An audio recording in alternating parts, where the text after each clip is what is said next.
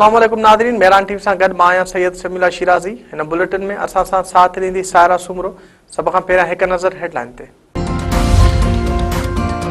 क़ौमी असेंबली जी 6 ऐं पंजाब असेंबली जे 7 तकनि ते नंढी चूंड लाइ पोलिंग जो वक़्तु ख़त्म। वोटिंग जी ॻणप जारी। लाहौर, फैसलाबाद, सरगोदा, साहिवाल, मियांवाली, मुज़फ़रगढ़ ऐं हरीपुर में वोटिंग थी। मुज़फ़रगढ़ जी पोलिंग स्टेशन ते बदनज़मी सबबि वोटिंग जो अमल कुझु वक़्तु मुअतल रहियो। हुकूमत 28वीं तरमीम आणण वारनि ख़बरुनि जी तरदीद करे छॾी। कानून वारे वज़ीर आज़म नज़ीर तारड़ चयो आहे त 28वीं तरमीम गौर हेठि न आहे। 28वीं तरमीम में कंहिं बि पैकेज ते गौर न पियो कयो वञे।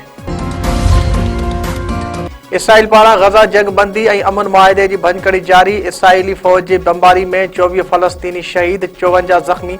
अरब मीडिया मूजिबि शहीद थियलनि में मासूम ॿारड़ा ऐं औरतूं बि शामिल आहिनि। पाकिस्तान पारां गज़ा में इसराइली हमलनि जी मज़म्मत। आलमी बिरादरी खां इसराइली अगराई रोकण जो मुतालबो। परॾे खाते जे तर्जुमान चयो आहे त गज़ा ते इसराइली हमलनि में ॿार ऐं औरतूं शहीद थियण जा इतला आहिनि। इसराइली क़दम आलमी कानून जी भञकड़ी आहे। अमन मुआहिदे खे नुक़सान पहुचाए पियो वञे। पाकिस्तान ऐं यूरोपीय यूनियन विच में ब्रसल्स में स्ट्रेटेजिक ॻाल्हियूं। यूरोपीय नुमाइंदे ऐं नायब वज़ीर आज़म इसहाक डार पारां गॾियल तौरु सदारत।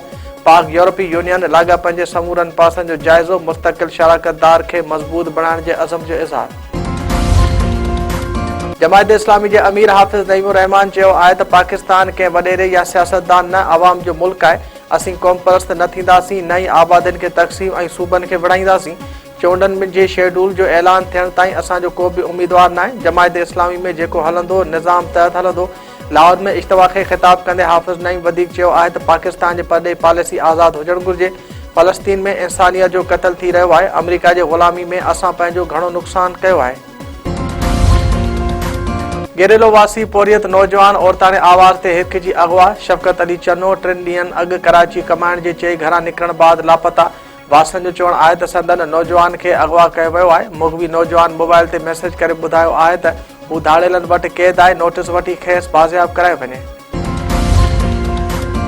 रोडी वेझो रोड हादसे जे नतीजे में पीरसन फोत। पटड़ी थाणे जे हद ॻोठ आदि में ट्रैक्टर ट्राली जे टक्कर में मोटरसाइकिल सवार 70 वरनि जो मेहराब शेख ज़ख़्मी थी पियो, जंहिं बाद इस्पताल अंदरि इलाज दौरान ज़ख़्मनि जा सूर न संदे दम धणी हवाले कयो। ज़रूरी कार्रवाई बाद लाश घर पहुचण ते कोराम। शेदारपुर वेझो हादसे में ज़ख़्मी थियल मेरान टीवी लुंडो जो रिपोर्टर सिकंदर लुत्फी जो वॾो भाउ फोत। ज़ख़्मी थियल रिटायर्ड फ़ौजी अशरफ रिंद हैदराबाद जे इस्पताल में इलाज दौरान दम ॾिनो।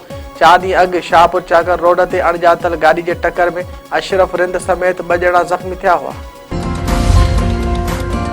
खैरपुर में फनकारनि खां फुरवारे वाक़े ख़िलाफ़ फनकारनि जी तंज़ीम। आसा जे सॾ ते फनकारनि जो प्रेस क्लब अॻियां ॻाए वॼाए एहतजाज में आसा जे चेयरमैन अब्दुल गफ़ूर सूमरो, शरीफ़ अब्बासी, इनायत बुरड़ो, रुखसाना सोरठ, शबाना कवेल, शाहिदा परवीन, सनम सिंधु ऐं ॿियनि जी शिरकत।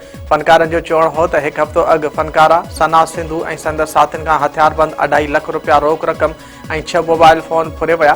7 ॾींहं गुज़रण बावजूदि जवाबदारनि जी गिरफ़्तारी अमल में न आई। फौरी तौरु मुलविस जवाबदारनि खे गिरफ़्तार करे रक़म ऐं ॿियो सामान वापसि करायो वञे।